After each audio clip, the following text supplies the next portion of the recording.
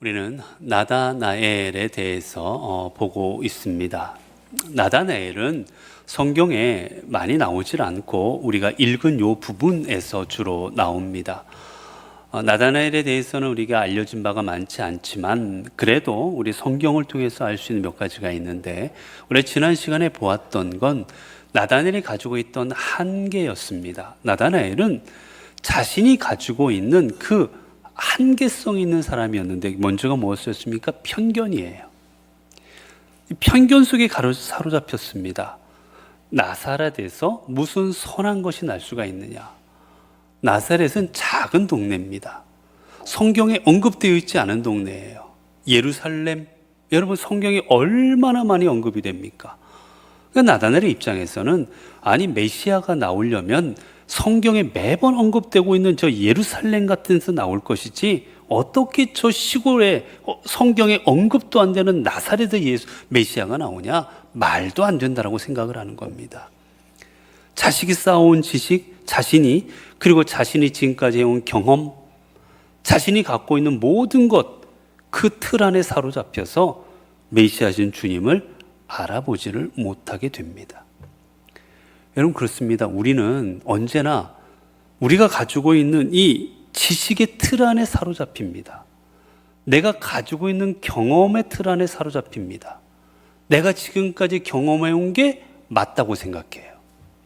내가 지금까지 알고 있었던 게 맞다고 생각합니다. 내가 지금까지 내가 성경을 통해서, 내가 성경 공부를 통해서, 사람들과의 대화를 통해서 깨달은 것들이 무조건 맞다고 생각합니다. 그런데 여러분, 성경은, 하나님은 그것을 언제나 뛰어넘으시는 분입니다. 우리는 그 안에 갇혀서 늘 그렇지만 하나님 그것을 뛰어넘는 분이에요. 여러분, 율법에 따르면 간음하다 잡힌 여인은 돌로 쳐 죽이는 게 맞아요. 율법에 적혀 있습니다. 이들은 배운 대로, 자신들의 경험대로 여인을 데려와서 돌로 쳐 죽이려고 합니다. 근데 예수님 뭐라 말씀하십니까? 원래 맞아요. 그렇게 하라고 되어 있어요. 지금까지 그렇게 해왔어요. 역사입니다. 전통이에요. 주님 뭐라 하십니까? 죄 없는 자가 돌로 쳐라. 주님은 그 전통을 용납하지 아니하십니다. 지금까지 그들이 가지고 있던 생각 깨십니다. 그들은 그게 옳다고 생각하고 아주 혈기를 가지고 분노를 가지고 주님 앞에 나오지만 주님은 다 잘못됐다고 말씀하세요. 성경의 많은 부분에 있어서 우리가 가지고 있는 삶의 결과는 죄라고 말합니다. 이스라엘 민족도 똑같았어요. 그래서 앞을 보지 못하는 사람, 이런 사람들 보고 묻습니다. 저 사람이 저런 거 누구의 죄입니까? 이들이 지금까지 쌓아온 지식으로는, 그들의 문화로는, 그들의 경험으로는 저건 누군가의 죄 때문이에요. 부모의 죄든 본인의 죄든. 이게 자신들의 문화입니다. 전통입니다. 주님 뭐라 말씀하십니까? 아니다. 저것은 하나님의 영광을 나타내기 위하여 저렇게 되었다. 여러분, 여러분이 갖고 있는 지식, 여러분이 갖고 있는 경험을 여러분 진리로 생각하지 마십시오. 우리가 갖고 있는 건 언제나 한계가 있습니다. 그리고 주님은 언제나 그 한계를 뛰어넘으십니다.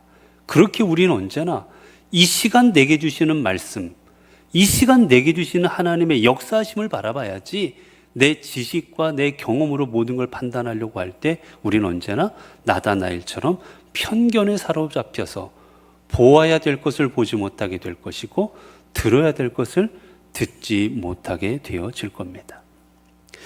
자, 오늘 이제 본문을 통해서 예수님께서 나다나엘에 대해서 이야기하는 장면이 나와요.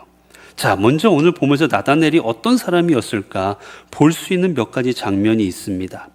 먼저 보니까 예수님께서 나다나엘을 가지고 이야기하시는데 뭐라 말씀하세요? 우리가 48절에 보면 나다나엘에게 이르시되 나다나엘이 이르되 어떻게 나를 아시나이까? 예수께서 대답하여 이르시되 빌립이 너를 부르기 전에 내가 무화과 나무 아래 있을 때 내가 보았노라. 자, 예수님이 나다나엘을 미리 보셨어요. 근데 언제 보셨습니까? 뭘 보셨어요? 나다나엘이 낮잠 자고 있는 것, 나다나엘이 누군가 이야기하는 것, 이게 여러 장면이 있었을 거 아니겠어요? 나다나엘이. 그런데 예수님께서 눈여겨보신 나다나엘의 모습이 있습니다. 딱 집어서 얘기하셨어요. 그게 어떤 모습입니까? 바로 무화과 나무 아래 있었다라는 장면이에요. 왜 주님은 무화과 나무 아래에 있는 이 나다나엘을 주목하셨을까? 이유가 있습니다. 나다나엘이 이 무화과 나무 아래에 있었던 이유가 있었기 때문이에요. 여러분, 무화과 나무는 우리 교회 앞에도 무화과 나무가 있는데 지금은 거의 보니까 가지를 치신 것 같은데, 이 무화과 나무가 잘 자랍니다. 무화과 나무가 잘 자라면 이게 거의 높이는 4m 정도까지 높이가 올라가요. 4m 정도면 제 키 2배가 넘습니다. 그리고 옆으로는 얼마나 퍼지느냐? 6m 정도가 옆으로 가지가 퍼져요. 여러분, 4m 정도 나무가 옆으로 6m가 퍼져서 여러분 무화과 나무 보시면 알겠지만 잎이 큽니다. 자, 잎이 그렇게 큰 나무가 서 있으면 그 아래에 뭐가 생길까요? 그늘이 생깁니다. 우리가 외국에 나가거나 그래 보면 외국이 날씨가 뭐 35도, 뭐 38도 올라가요. 아, 그런 날씨 어떻게 사나? 야, 저런 날씨 어떻게 사나? 그런데 잘만 삽니다. 잘 살아요. 그리고 우리나라에 들어오면 차라리 어디가 더 더워요? 우리나라가 더 덥습니다, 사실은. 느끼는 바로는. 왜요? 온도는 거기가 높은데 느끼는 건 우리나라가 더 더워요. 왜 그렇습니까? 습도 때문이에요. 습도. 더워도 습도가 없으면 그늘 만지면 시원합니다. 그늘만 있으면 시원해요. 그런데 습도가 높아져 버리면 그늘이든 무엇이든 상관없이 덥습니다. 그러니까 이 지중해는 습도가 낮아요. 습도가 낮기 때문에 그곳에는 아무리 더워도 그늘만 지면 살 수가 있어요. 시원합니다. 그래서 이 무화과 나무 아래는 그늘이 지기 때문에 시원합니다. 게다가 유대의 집들은 대부분, 팔레스타인 집들은 뭐 우리는 지금 뭐 방이 2개, 3개, 뭐 어디 큰 집은 4개까지 되고 뭐 이렇지만 유대인들 대부분 집들은 방이 몇 개였을까요? 대부분 하나입니다. 하나에 부엌이 있고 이랬어요. 그러니 집 안에 있으면 온 식구들이 다 부시럭 합니다. 주방에서 부시럭, 방에서는 뭐 애소리 나고 뭐 정신이 하나도 없어요. 그래서 성경을 읽거나 뭔가 조용한 데 가고 싶은 사람들은 어디로 가느냐? 무화과 나무를 찾습니다. 그래서 그 시원한 나무 아래에 가서 성경을 읽는 거예요. 그래서 주로 유대인들은 무화과 나무 아래에서 성경을 많이 읽습니다. 그렇기 때문에 지금 주님께서 내가 무화과 나무 아래 있는 것을 보았노라, 이것은 나다나엘이 무화과 나무 아래서 낮잠 자거나 거기서 뭐 수다를 떨거나 뭐 이런 모습을 본 게 아니라 그 무화과 나무 아래서 말씀을 묵상하는 장면을 보신 거예요. 그 장면을 보시고 내가 말씀을 묵상하는 장면을 내가 보았노라라고 주님께서 이야기하시는 장면입니다. 여러분, 우리는 삶을 살아갈 때 여러분 우리의 삶 속에 중요한 여러 순간들이 있는데 그 중요한 순간 중에 하나가 우리가 말씀을 묵상하는 순간을 내 삶에서 가져야 되는 거예요. 우리는 시끄럽게 살아갑니다. 정신없이 살아갑니다. 여러분, 정신없는 곳에서 우리는 때로는 조용하고 나와 주님만이 주님의 음성을 들을 만한 그런 곳에 가서 조용히 말씀을 묵상하는 시간들이 필요합니다. 예전에 저희가 어렸을 때도 그랬어요. 우리 기도하면 무조건 어떻게 하는 게 기도가 옳다고 합니까? 그저 하늘을 뚫는 기도가 우리는 예전에 했어요. 물론 그 기도 해야 됩니다. 그게 잘못된 거 아니에요. 해야 됩니다. 그런데 더불어 또한 어떤 기도도 해야 되느냐? 하나님의 음성을 듣는 묵상 기도도 함께 해야 됩니다. 우리가 막 괴롭고 힘들어서 눈물로 부르짖는 기도도 하나님께 올려야 되지만 반대로 조용하게 묵상하는 기도도 필요한 거예요. 왜요? 묵상을 통해 하나님의 음성이 들려지기 때문입니다. 내가 막 소리 지르고 하나님 앞에 할 때 여러분 하나님의 음성을 들으십니까? 쉽지 않아요. 내가 막 소리 지르고 내가 내 감정에서 하나님 앞에 할 때는 하나님의 음성 듣는 거 쉽지가 않습니다. 하나님의 음성은 세미한 음성으로 말씀하신 경우가 많기 때문에 내가 조용히 묵상할 때 그때 내 마음에 감동을 주면서 임하는 말씀이 많습니다. 그래서 우리가 특별히 새벽에 기도하고 할 때는 조용히 묵상하는 시간들이 필요해요. 하나님 오늘 또 어떻게 살아가야 되겠습니까? 오늘 또 내가 어떤 삶으로 주님 앞에 나가야 되겠습니까? 하나님께서 주시는 그 음성 듣는 시간이 필요합니다. 그래서 때로는 주님 앞에 간절히 부르짖는 기도도 하고 때로는 내 삶에 조용히 묵상하는 기도도 하고 이게 다 필요한 거예요. 그래서 지금 나다나엘은 조용히 하나님의 말씀을 묵상하며 음성을 듣는 시간을 가지고 있던 거예요. 그리고 방금 말씀드렸듯이 또 무화과나 아말에서 이들은 기도도 합니다. 그 하나님의 말씀을 묵상하면서 함께 기도해요. 그렇기에 나다나엘은 하나님의 말씀을 듣고 그리고 말씀을 묵상하고 그리고 그 말씀 가운데 기도하는 사람이었습니다. 주님은 그 모습을 보시고 나다나엘의 그 신앙을 보신 거예요. 자, 그래서 여러분도 삶을 사시면서 때로는 다른 사람에게 방해받지 않고 내가 기도하고 말씀을 읽는 그 시간과 장소를 가져야만 됩니다. 그게 교회일 수도 있고 가정일 수도 있고 어디든지 간에 내가 하나님 말씀을 듣고 기도하는 그 시간과 장소를 우리가 갖고 하나님의 음성을 듣는 삶으로 나아갈 때 우리가 하나님의 도우심의 손길을 경험하게 되어질 겁니다. 그 다음에 이제 말씀하시는 게 뭐냐? 주님이 이 나다나엘에게 하시는 말씀이 47절을 보면 그를 가리켜 이르시되 보라 이는 참으로 이스라엘 사람이라 그 속에 간사한 것이 없도다. 나다나엘이 어떤 사람인가? 예수님께서 하신 말씀이에요. 예수님이 직접 나다나엘에게 말씀하신 게 뭡니까? 참 이스라엘 사람이다.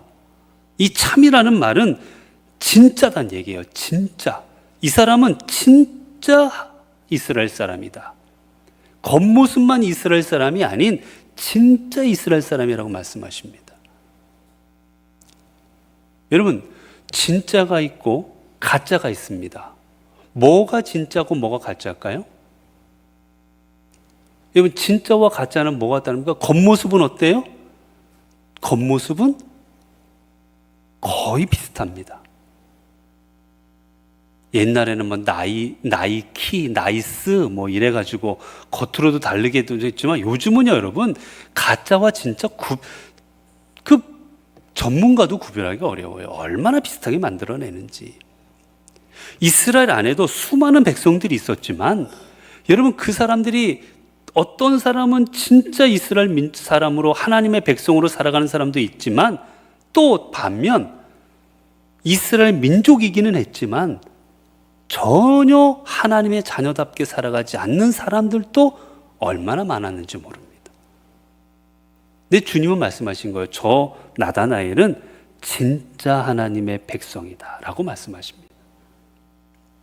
그럼 왜 나다나엘은 하나님께서 예수님이 진짜 얘는 이스라엘 백성이다라고 말씀하셨을까? 그 뒤에 이유가 나옵니다. 그 속에 간사한 것이 없도다. 특별히 나다나엘이 하나님 앞에 정말 이스라엘 사람을 들었던 이유는 저 사람 안에는 간사한 것이 없다라는 겁니다. 이 간사하다라는 말은 우리말로 해석하면 거짓말, 거짓되다 뜻이에요. 거짓되다. 간교하다, 속이다 이런 뜻입니다. 사람들을 속이고 사람들에게 거짓되고 사람들에게 간교하게 하는 그런 게 없다라는 겁니다. 여러분, 대표적인 게, 이 간사한 대표적인 게 누굽니까? 바리새인들이었어요. 바리새인들. 여러분, 바리새인들은 겉으로는 보면 신앙이 좋은 것 같았습니다. 금식 기도했지요. 그들은 율법도 지켰지요. 말씀도 열심히 외웠지요. 겉으로 보면 정말 신앙 좋은 사람들이었어요. 그런데 예수님께서 직접 제일 많이 비판하셨던 게 누굽니까? 바리새인들입니다. 왜냐하면 그들은 겉모습은 그랬지만 속은 시커멓기 때문이에요. 겉으로는 하나님을 위한다 했지만 진짜 속은 자신들을 위해서 그랬습니다. 그들이 금식할 때 정말 하나님 앞에 하나님의 말씀을 붙들고 금식한 게 아니라 사람들 앞에 보이려고 금식해요. 길거리에 나가서 쾌한 모습으로 나 지금 금식 중이다. 너희들은 금식도 안 하지? 나는 금식한다. 너희들은 1년에 한 번 금식하지? 나는 일주일에 한 번씩 금식한다라고 사람들 앞에서 보이기 위해서 금식합니다. 기도도 길거리 가서 큰 소리로 합니다. 난 기도한다. 너희들은 기도할 시간도 없지. 난 기도한다고. 그 신앙은 보이기 위한 신앙이었어요.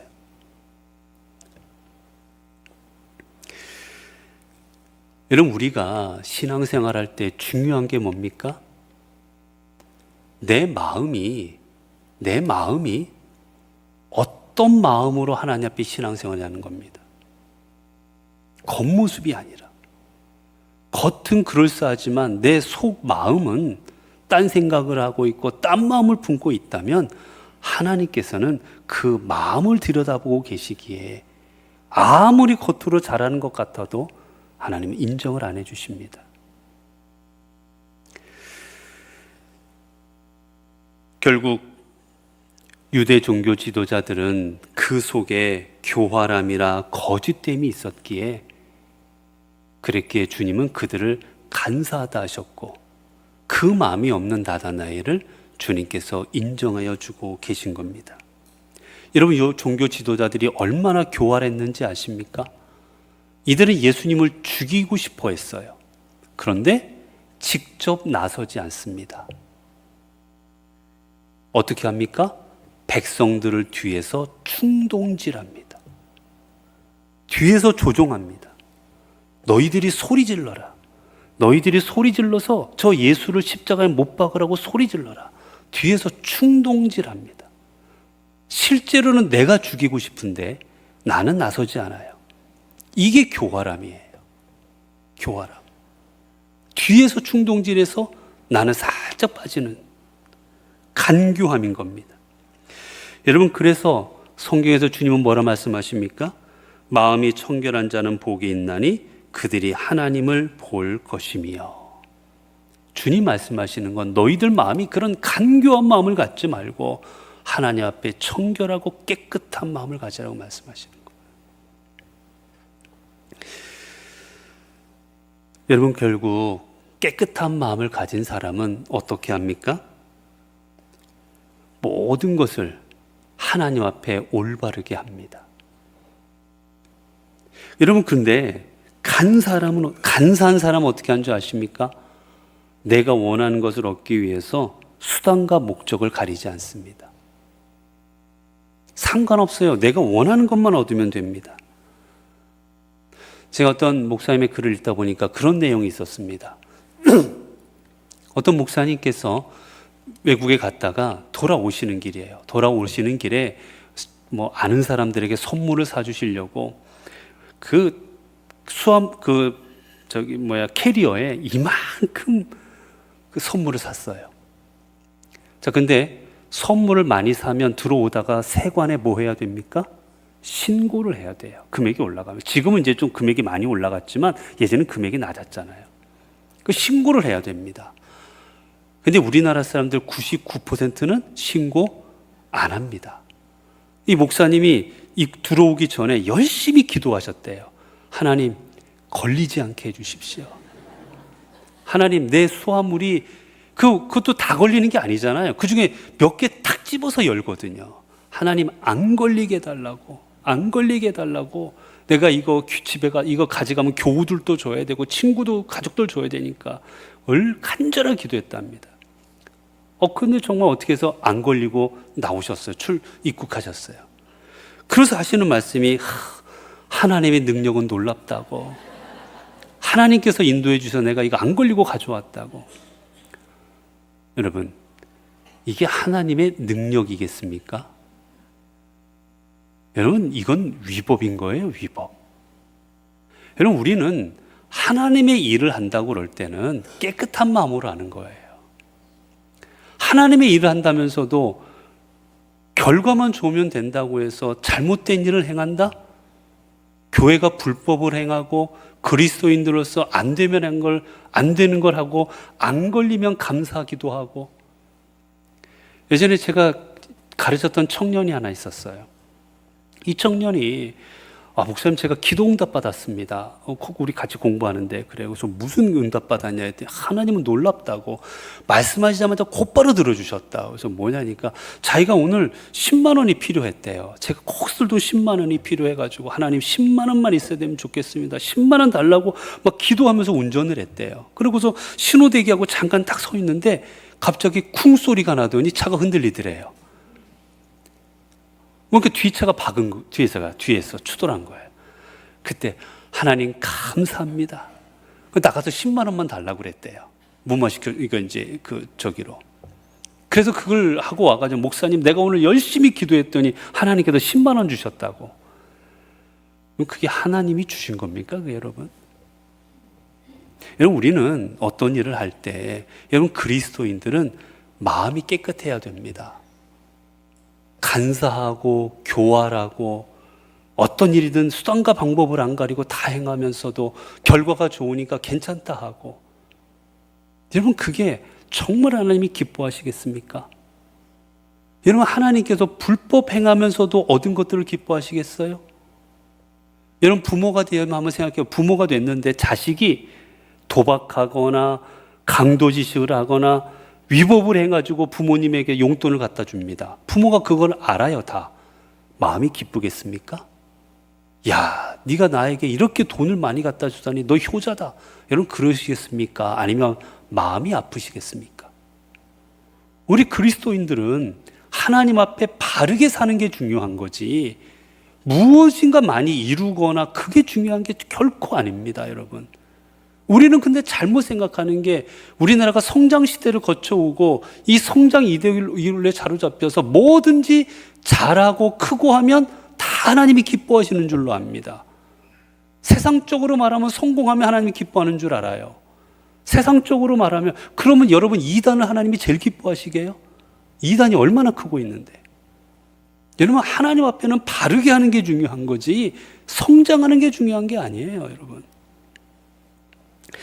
그래서 지금 나다나엘을 하나님 예수님께서 칭찬하시는 이유는 그가 간교한 마음으로 거짓된 마음으로 보여주려고 하고 속은 시커면서 겉으로는 아닌 척하는 그런 종교 지도자들과는 달리 깨끗한 마음으로 하나님 앞에 순수한 마음으로 말씀을 사모하고 기도하는 영혼으로 그가 하나님 앞에 서는 모습을 봤을 때 비록 그가 편견을 가지고 자신의 경험에 사로잡혀서 메시아를 알아보지 못할지언정 그의 그 깨끗한 모습을 보시고 주님께서는 인정해 주시는 겁니다.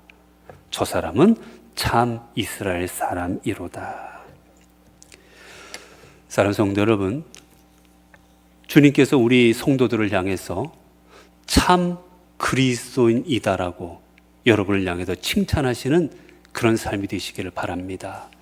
우리가 뭔가 성공하고 내가 뭔가를 행하고 그래서 칭찬받는 게 아니라 우리가 정말 깨끗한 마음으로 하나님을 섬기고 그리고 우리가 정말 하나님 말씀을 사모하고 묵상하고 주님 앞에 기도하는 그 모습을 보시고 하나님께서 참 그리스도인이요 참 성도다 이렇게 하나님 앞에 칭찬 듣는 우리 모두가 되어지기를 간절히 바랍니다.